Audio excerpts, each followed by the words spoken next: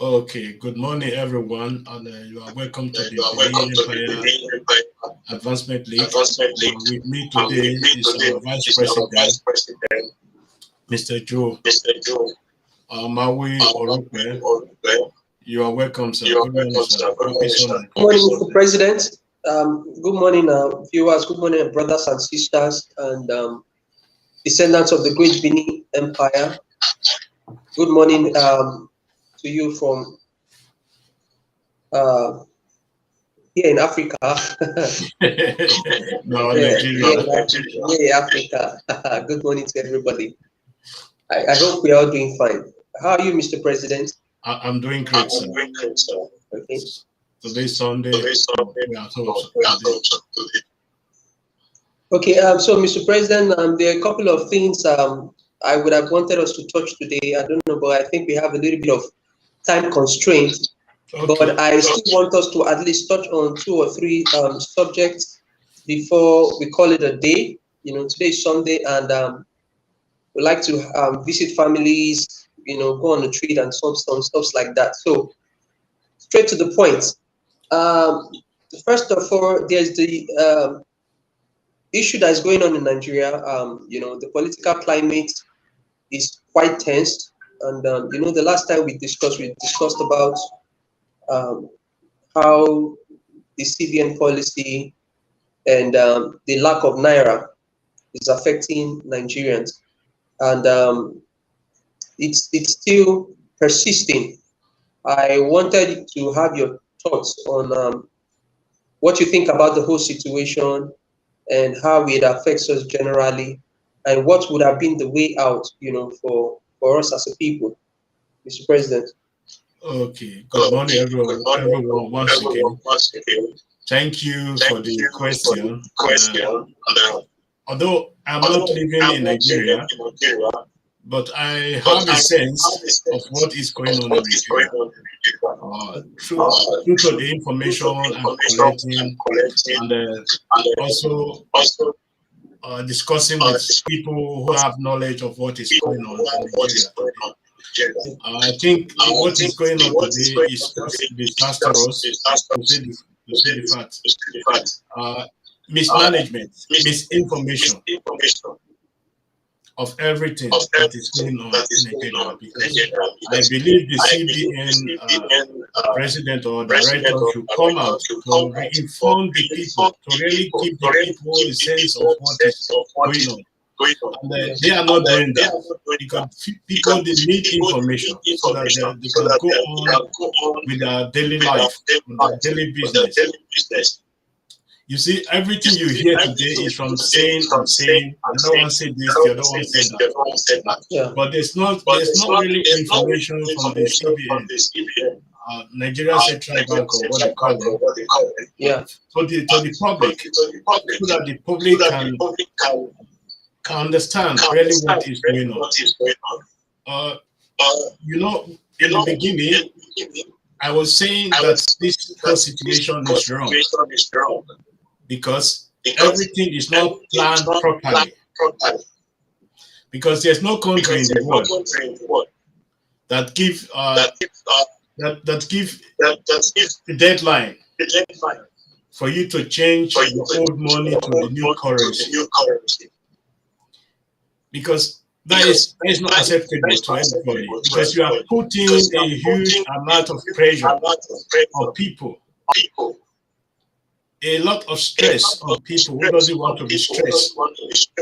Yeah. Because this is the result of what we are seeing in banks and others. People going crazy just because of the new currency.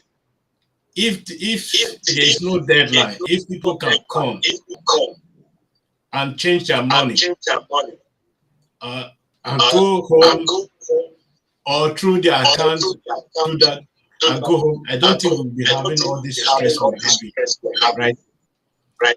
But doing that, they have to put on some guidelines. They have to say, okay, there's a certain amount of money you can change. If you are coming, you have to bring up your ID card or whatever, your Nigerian national identity card, and this information should be put into a central computer, which will appear in all banks. To make sure nobody come twice with the same amount of money to the other bank and go to the other bank again. So all these things are not well planned and not well managed. That is why we are seeing all this we are seeing today. I said it in our last broadcast. Here in Austria, if I found the old currency right now, I just need to go to the central bank, give it to them, they will change it for me. And it's almost 15 or 16 years now, Austria have been using oil. So I don't understand Nigeria. Why did we just say, okay, within 6 months or something like that, everything needs to be changed? Okay, well, Mr. President, there's a peculiar situation. There is the argument that has been put forward by certain supporters of the central bank governor, which is that the introduction of the new naira at this point would force people who have actually kept so much money with the intention of using it to bribe people during the electioneering, the election period.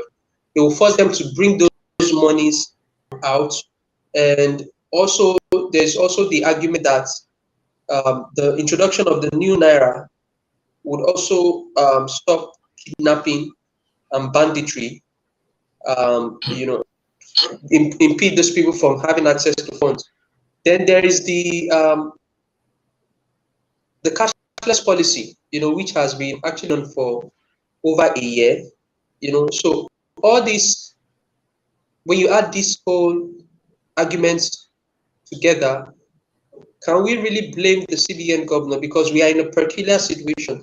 In what breath, Nigerians are asking for a system that can, produce, sort of political leadership that the people want. But in another breath, they do not want to pay the price. Don't you think? I mean, it just doesn't, work out that way. If I have to say this, I think the title of this broadcast is just the leaders we want money.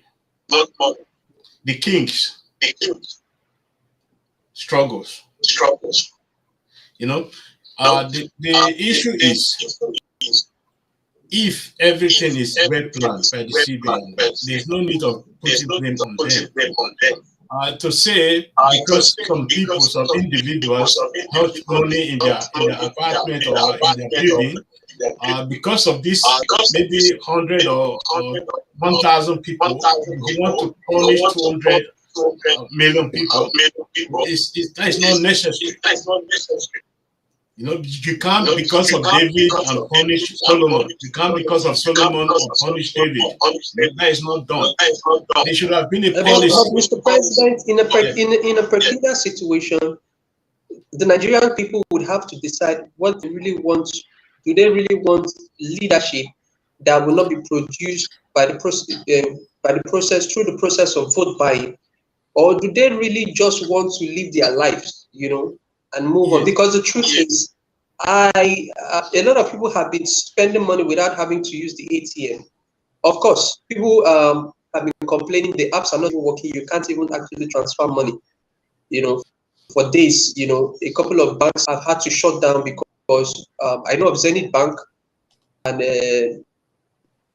I think a couple of them have down branches, in Lagos, in Oyo, and some other states, and I'm not sure. I think Benin, because they have been attacked, ATMs have been destroyed, properties have been destroyed, and all that. So I'm wondering, should it be the banks that ought to be attacked, or the politician that created policies and put laws in place that made the CBN governor so strong? Because now, if you look at the argument the CBN governor is putting forward, it seems to sound like a pro people kind of policy, and he has made some allegations that certain banks are sabotaging the process.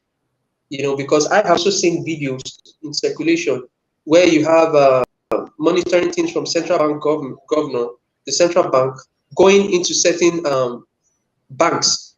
Of course, they said they got intelligence, and from their intelligence, it shows that those banks were actually holding the new naira notes. So they go there and they found out that these guys were truly holding the new naira notes. I think I would have seen a CBN that sanctions banks heavily, not the 20 million naira fine that I am hearing.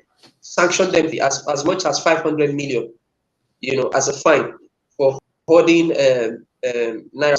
I learned one bank is actually giving, most of the banks now have been so programmed that you can't take more than 10,000 naira.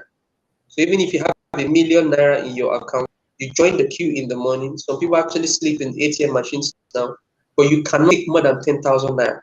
That's the thing, So I mean, I really don't know how this whole thing is going to pan out. But again, are we really looking at things critically? Are we willing to suffer for, because I know that immediately the elections are over and results are announced, this whole policy is to be stepped down. I know. So are we really willing to go that 2 weeks to stop so that we can get a semblance of good leadership, even though I think none of the candidates will do anything spectacular, owing to the fact that we have a structural problem, So, Mr. President, don't you think Nigerians would have to choose whether they want their money at this, or let's, suffer small and let this process, impede the politicians who want to use money to influence the election? Because we have seen, funny enough, most of the governors who have approached the Supreme Court to put a stop to this whole issue are from the president's, own political party, and the only one that has been lamenting seems to be the candidate from the president's political party. So it clearly shows that, because these people, when the governors and the doctors were on strike, they didn't go to Supreme Court to compel the president or the Minister of Health to settle the governors.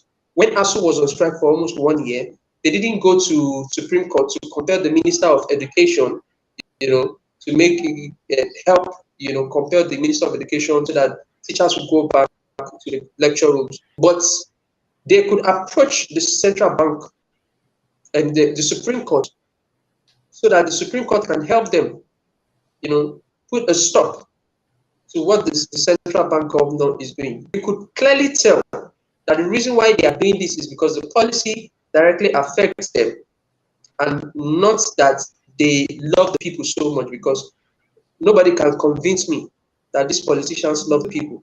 So don't you think Nigerians should, read the signs and look at the whole game that is playing out and see how we can, as a people, manage this whole situation for the next 2 weeks? Thank you, sir. I don't think it's a matter of choice. To say the fact, because if we want to say the choice, we have to think of those people who cannot afford one meal a day, to buy a food to chop a day, because we have to think of this people. We have to think of so many other small businesses which need cash, who are not educated, who cannot use these ATM machines and all that. Because there are so many things we have to think about. That's why I said proper planning was not done, and proper statistics were not put on ground to evaluate the whole thing, to evaluate the whole system. The algorithm will show you this is a proper failure from the CBN side, because before such a thing happens, they're supposed to have meetings upon meetings with all the banks. give them good guidelines. This is the way. This is what you have to follow. But Mr. President, don't also forget that the CBN governor understands that most of these banks are owned by these politicians already. And they know that some of these banks actually, are involved in money laundering on behalf of the politicians. So I'm looking at it this way. The CBN governor has a personal fight with certain individuals, but his personal fight is actually somehow going to benefit the mass. You understand? So the CBN governor decides to, start the politicians of funds. Without these funds, the politicians cannot buy votes on election day. Now, if the politicians cannot buy votes on an election day, it gives an average Nigerian the opportunity, to go out there and, make his choice without being induced financially. That's my thinking, If I have to go close to the issue, the Central Bank of Nigeria is not a place where we have personal fight. Because you come in to serve the people, not just certain individuals.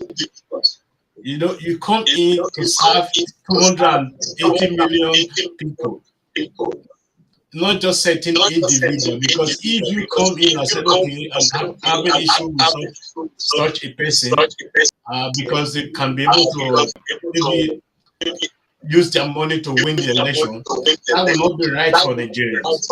There's policies you can implement that can stop these people. But as I'm looking at the whole issue, these policies are failing because these people, they know exactly the routes they are taking to get their money into the bank, even without queuing for one second. A private issue. We had that, the central bank governor only printed about 300 billion naira in terms of notes, and we have about 2 trillion in circulation of old notes. So it actually means that for this whole thing to actually be effective, the central bank government needs to print above 2 trillion new notes so they can mop up the old notes. So I am thinking that they are not printing enough notes because they want to start the system of notes, so that people can actually go electronic, And there's been this electronic cashless policy thing. It's been going on for so long. Yeah. People are buying. I think the problem is that maybe the internet has not been working, mobile banking apps have not been working, and all that, So is there? I still think Nigerians should actually decide what they want. Do we form vigilantes? Do we form associations? Let me use the modern word, or I will not call them civilized word, the Western word.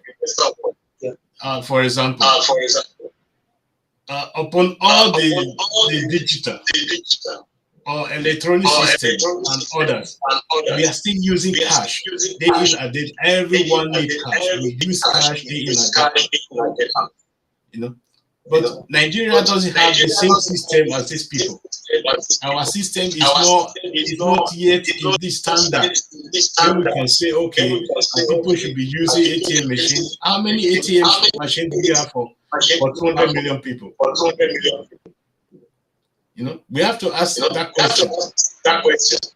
Because anytime I go to Nigeria, I have to stay in the line for more than 10 minutes or 20 minutes to get to the ATM machine. That is completely wrong. If we have enough machines and we have enough electricity, the internet is good, then we can just say, okay, let us close this system and use the other system. But the new system you are using is not functioning. There's no electricity, even to run the ATM system. So what do you want the people to do?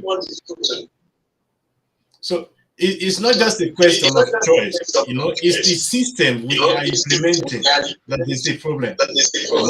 we need to sit down with people, go to the street, ask the people the problem they're having.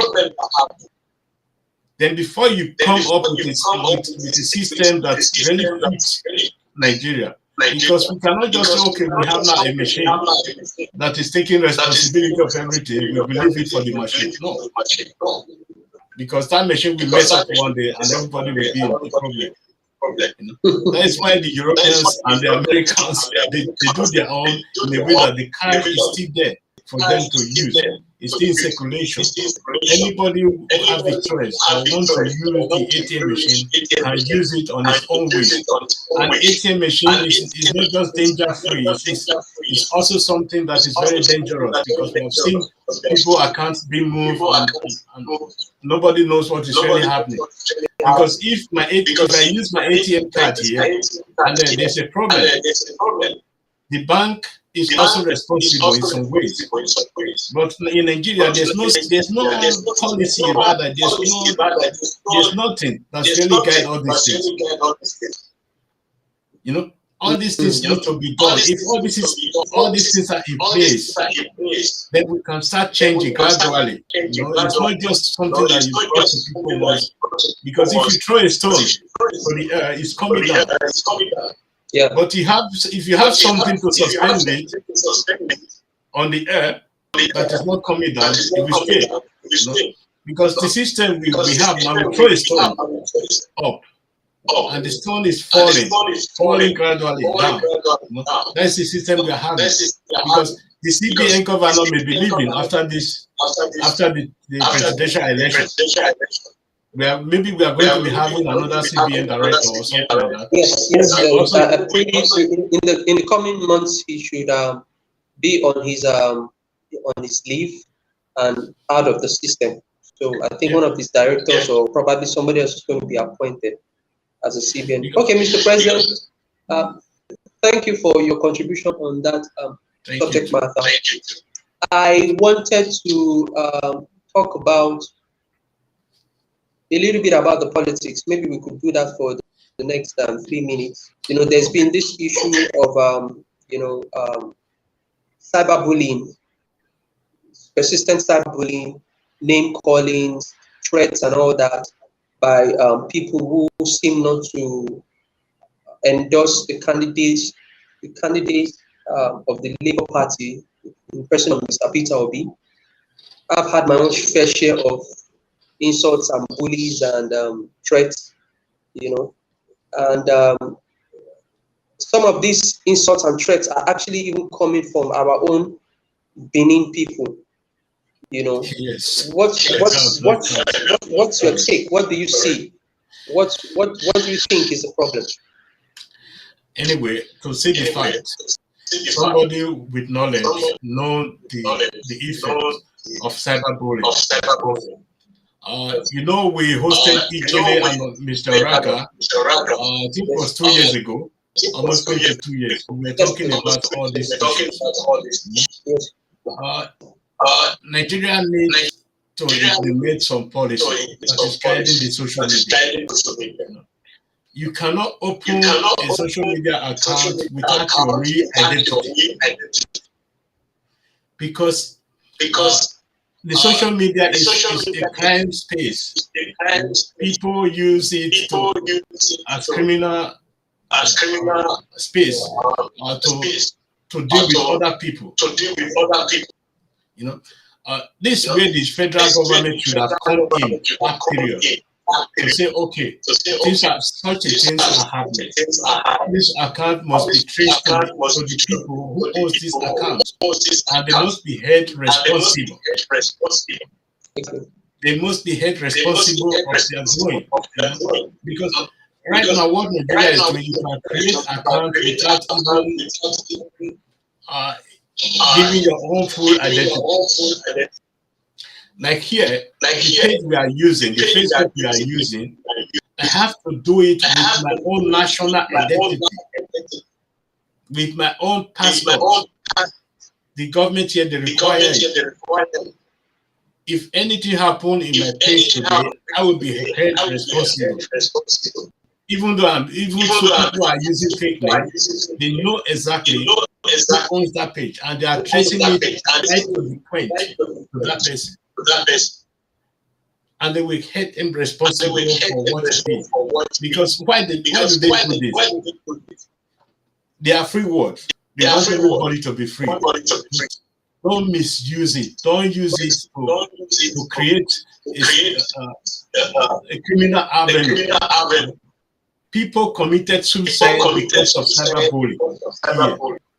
People jump from bridge. People climb electricity masts and jump from there.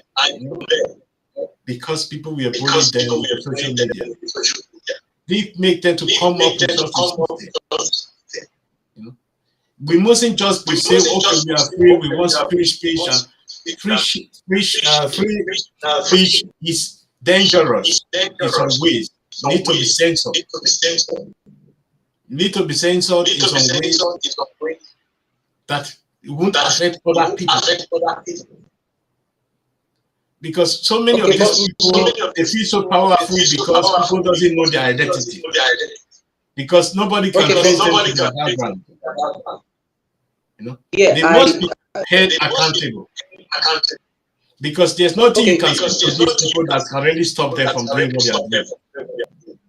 Exactly, Mr. President, and that's where, exactly, Mr. President, and that's where I have some little misgiving, because it seemed to me that our own Benin people, especially Essence and some Edos, have been recruited into this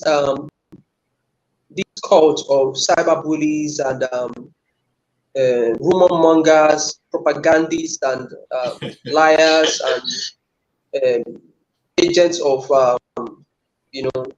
havoc that we see on social media today. Because I have spent the last 4 years talking about Tinubu, Lagos, talking about the PDP and how it destroyed Nigeria, and just in the last maybe 4 months, I have spent time, telling the people that, come, this Peter Obi is not a messiah.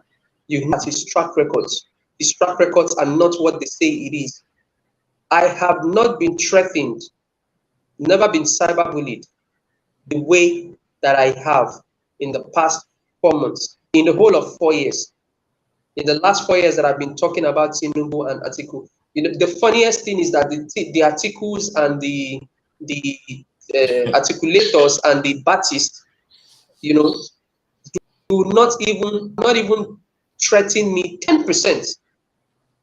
The way that I have been threatened by these so-called obedient folks. But what seemed to strike me in this whole thing is the fact that we are now having big people, Essence and those jumping into this bandwagon, being a part of this whole, as far as I'm concerned, is a destructive movement. Yeah. Because the effect of this move is going to be seen after the elections. They do not win the elections. I keep telling people that so much would happen when the election results are, and Peter Obi is not even going to be in the top 3. So much will happen. You understand?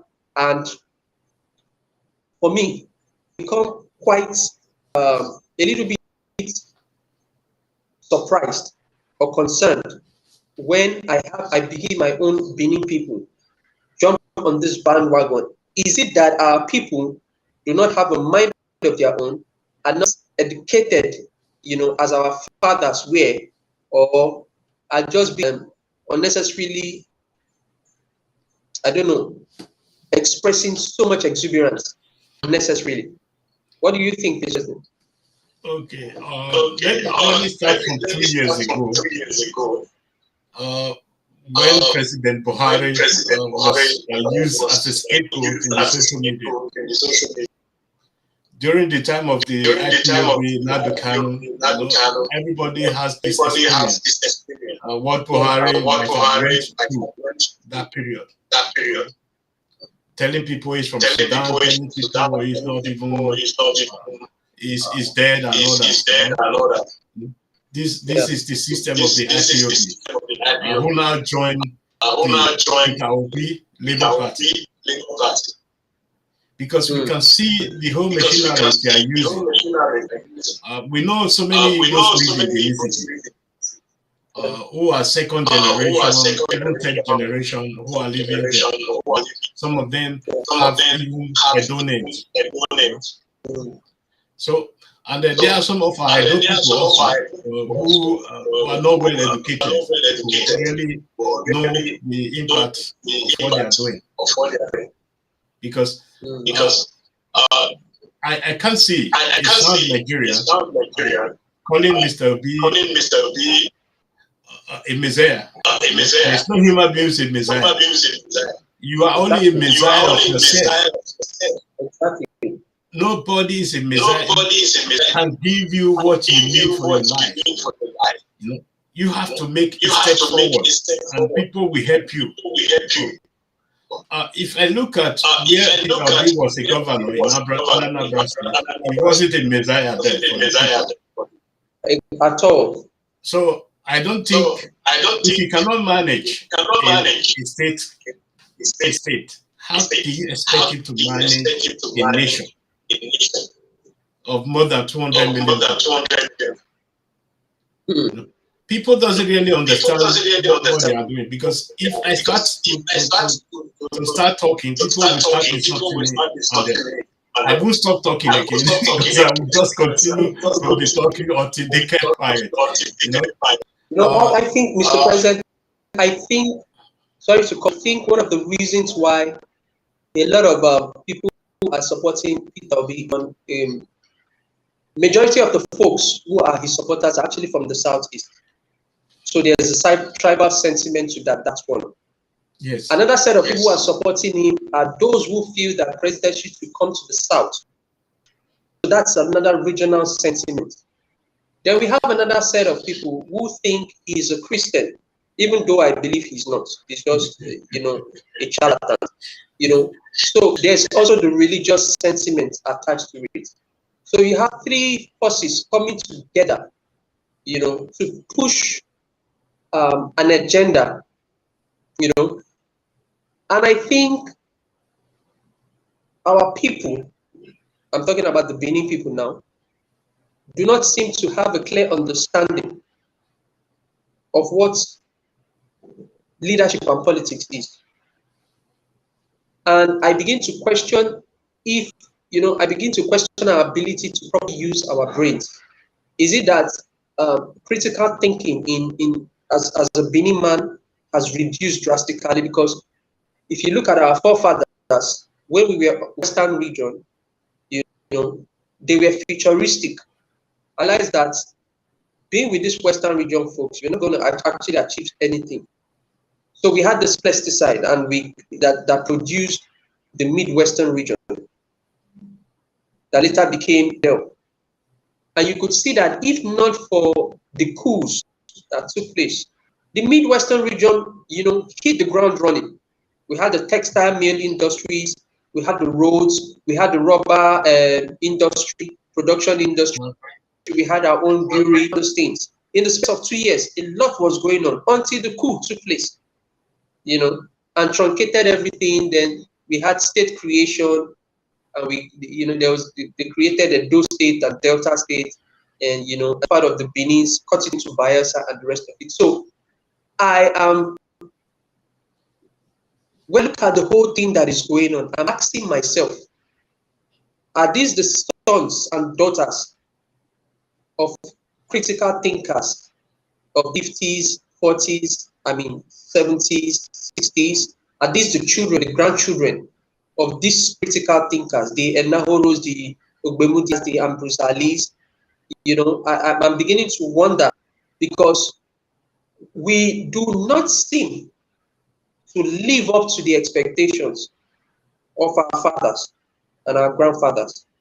When you look at the discussion in the public space as regards to this whole election, and you begin to listen to some beings speak, whether they are Edo or Esan or Kwale or Urobo or whatever, you question their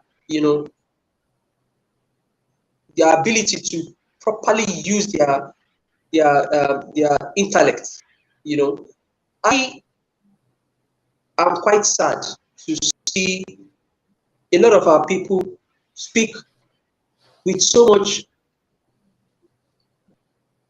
ignorance, and I think the result of not being able to engage in critical thinking anymore. So, Mr. President, what do you think is a fundamental problem with the Benin man in respect to him able to articulate politically like our forefathers? I would not say they are not thinking critically, but they are thinking critically in the wrong direction. You know, the system that was used the other time during the Midwestern time, people, our blessed Oba of blessed memory, Oba Akenzo, came forward with some individuals from Midwest, to see the problem we will be facing in the future. And they know this. That is why Midwest was created. The fought for Midwest, and we were having Midwest. But the system the British left behind for the Igbos, for the Yorubas, and for the Hausa was total conquering. To conquer the Benin Empire totally. And what they did is divide and conquer. They divided us and they conquered us. They started with not teaching the history. Without history, it doesn't have a background. It doesn't know who you are really. The people we are seeing today, the generation we are seeing today, doesn't even know who they are. They doesn't even know that they are kings and queens, that they are prince and princess, that they are leaders. They're not just a follower, but they are leaders. This is the problem they are having. But with the parents of these people now, they did a very bad job, to say the fact.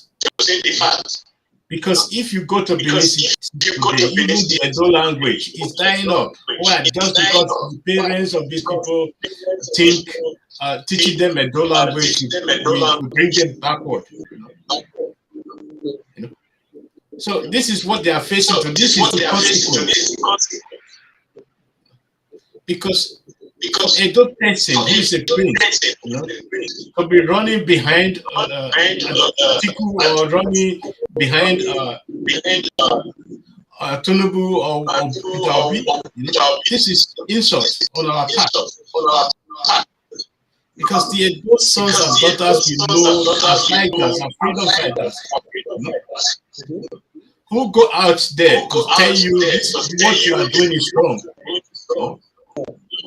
Our Oba went to Abuja to tell them you are wrong. Went to Lagos to tell them you are wrong. I want my state. And he was given his own state. Upon all the atrocities Obafemi Awolowo committed against us, he succeeded in doing that. Exactly. I don't want this group of today just because of money. This is the politics of today. Is stomach politics, not the genuine politics we are having, to say the fact. Because we can see our youth all they say their votes even before the election. You want to die for somebody you don't even know. You don't even know how it come about this moment. So this is something our people need to be doing, because thinking critically needs to start from home. If your mothers ask you to go and fetch water from the stream or from the tap, you first of all think, how do I bring this water home? But we don't maybe we not lost it on my way. Which pocket do I have to use? So these people, they don't think about all these things because they just believe today if I have 5,000 naira for my vote, the remaining is for me. It doesn't worth it. This is also the same thing, because many people join the party because they are expecting to have a job through this party, and also trying to gain some financial support in that period before the election. But what about after the election? What happened to you? This is what the Edo peoples are not thinking. Not that they are poor in thinking, but they are not thinking further as they are supposed to be doing. And that is lack of education. It's not because you have a professor degree or have a doctor degree that you are really educated. You are educated in your feet. No, because in the political arena, it's a different language that is being spoken there. To be a politician, you have to ask so many states. You have to close your ear, close your eyes, not to be seen, even though dead bodies are lying before you. So people should understand that there's nothing a politician can do for you. Your vote is your power. Bullying another person because you want your candidate to win. That is complete nonsense. You will go to prison. Your candidate will be sitting in Aso Rock. He will forget you tomorrow. Exactly. It doesn't because work. I've seen so many people. I've seen so many people burn buildings. I've seen so many fights on social media. I've seen so many name callings. I've seen, for instance, one of the P Square, attack AY, telling him he's sitting on the fence. I've seen the other P Square attack Sheung, for calling out, calling Peter Obitunist. I've seen this Hollywood actor coming to tell Igbos, addressing them that they should stay where they are. Nobody should move to the east to vote, giving an impression that this is an Igbo agenda, And I have now seen the Benin people following them sheepishly, following this set of people without questioning, without looking through their agendas. I have seen them begin to speak like IPOB activists. I've seen them begin to think like IPOB activists. And this, for me, is what is a source of concern. Because when this election is over, we definitely know that Peter Obi is not going to be in the top 3. So I know that. Irrespective of all these shenanigans that they are doing, I know that. Yes. Now, after this whole election is over, with the numerous polls that has always placed Peter Obi, as the top contender,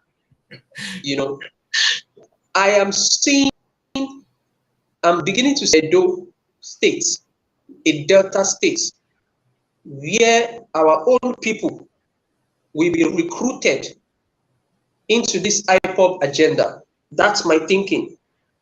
Because I have seen a couple of people who I know very, very well who are IPOB activists today in the Labour Party. And I have seen in forums where they have said, hey, you hold on, let's not talk about IPOB. Let's see how after the election. Now, I've even seen somebody tell a friend of mine on Facebook, he actually said it in Igbo. But of course, because I could speak Igbo a little bit, he said, if Peter Obi gets in, what we are going to do to you. He said it in Igbo, and I had to caution him. You must see, you don't threaten people on their wall because of a political, campaign or whatever. So I've seen so many bridge burning. I have also seen Benin claim to be Christians, jumping into movement, this obedience movement thing, without critically building their decision on the pillars of integrity, honesty, truth, justice. You understand? So I have seen so many of this. And I am sure that most of these people, when the chiefs are down, there will be nowhere to be found. The responsibility to secure Benin, to secure the lives, properties, culture, and tradition of our people, is going to fall on our own shoulders at the end of the day. And we would have to now start fighting enemies within our own territory. And that's where my own source of concern is, Mr. President.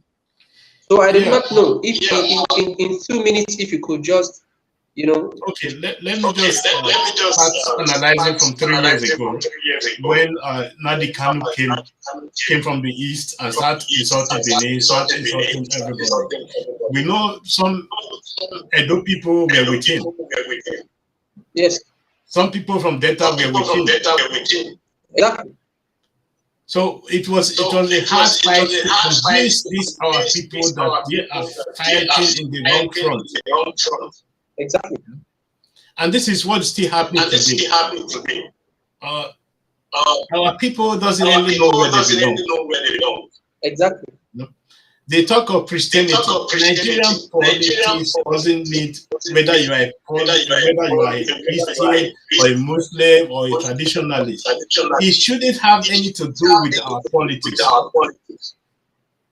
Religion shouldn't have anything to do with our politics. Or whether you are from north or whether you are from south or from the east, should have nothing to do with that. It should have something to do with the candidates. Exactly. Whether you speak Hausa, you speak Fulani, you speak Edo, it shouldn't have anything to do with that. It has to do with your qualification. And I can tell you, the Labour Party today we are saying in the social media is 60% IPOB members. Exactly. So and it's likewise the APC of the South. This Aldodoa. They are there. So, exactly. So we doesn't need to do as if we are not seeing. We are seeing things. And this is the right time to change that. Edo can play a very, very important role in doing that. But because of religion, we just put on our head, we cannot do that because we feel Christianity. Do you know how many people Christianity have killed in this world? Or Muslim are killed in this world? Exactly. Everything you know today, not just because people want you to know it. No? You have to find it out yourself. It has nothing to do with religion. Exactly. Or not the language you speak. It has to do with qualification. Exactly. So that is my thought for now. I'm pleading with my adult people. Don't be jumping into the river. He doesn't know how deep it is. Because at the middle, the river will swallow you. Exactly. So please, just look for a space to cross the river where you know you can get to the other side safely. Joining no Peter B is not an ocean. Tinubu is not an ocean. Abubakar, what they call him, is not an ocean. We have those sons and daughters who are more qualified than these people. Because of inferiority, we are not having our state. We are not ignoring our own people, running after all those people. It doesn't care about us. It's a pity. So thank you. Thank you, Mr. President. Thank you, Mr. President. Abbas, this is all we can take for today. Hopefully, I hope we were able to, leave you more enlightened and informed, about the happenings in the Nigerian territory.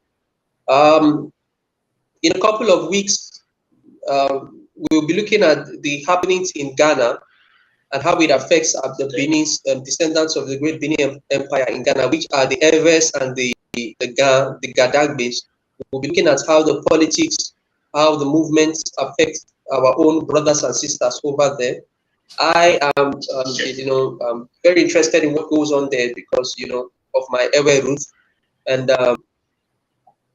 probably after our own elections in Nigeria, our next focus is actually going to be what happens in in the Republic of Ghana. Mr. President, I want to thank you very much, and I want to implore our viewers to please share our video, like and comment, and in a couple of days' time, probably a week or two, our podcast is going to be available on Spotify, iTunes, Deezer, and about over 50 streaming networks, streaming platforms all around the world. When it's available, we'll put it out there so that those of you who take a walk or drive into to the office in the morning could always just plug into our podcast, get informed, get enlightened, get entertained. It's a whole different experience altogether. So we're working on that right now, and when it's out, we'll get to have you guys listen to some of the things we have there. Totally different from what you see us do live. It's quite deeper. We want to cover things on religion, ethnicity, history, economics, politics, and much more. Thank you very much for being a part of this broadcast, Mr. President. I want to thank you for creating time for this broadcast also, for giving us the opportunity to come live. Thank you. Hopefully next week Sunday we'll do this again like we used to. If you have any question, please send it in so that we can address those questions on our live show. If you want to give a shout out to anybody, you could send a shout out in so that we can help you, give a shout out to that person on our live show. If you want to be a part of our live broadcast, maybe as a guest, signify also by sending us a private message so that we can have a conversation with you. We also have our WhatsApp group. If you want to be a part of our WhatsApp group, you want to know us more, you want to be a part of what we are doing, whether you are in Benin, in Lagos, anywhere you are around the world, just send us your phone number so that we can add you to the WhatsApp group so that you can share in the wonderful experience that we have out there. Thank you very much. We'll meet same time next week. Have a fruitful week ahead. God bless you all. Mr. President, have a wonderful week ahead. Thank you, sir. Thank you. Wish you the same. Thank you, sir. Yeah.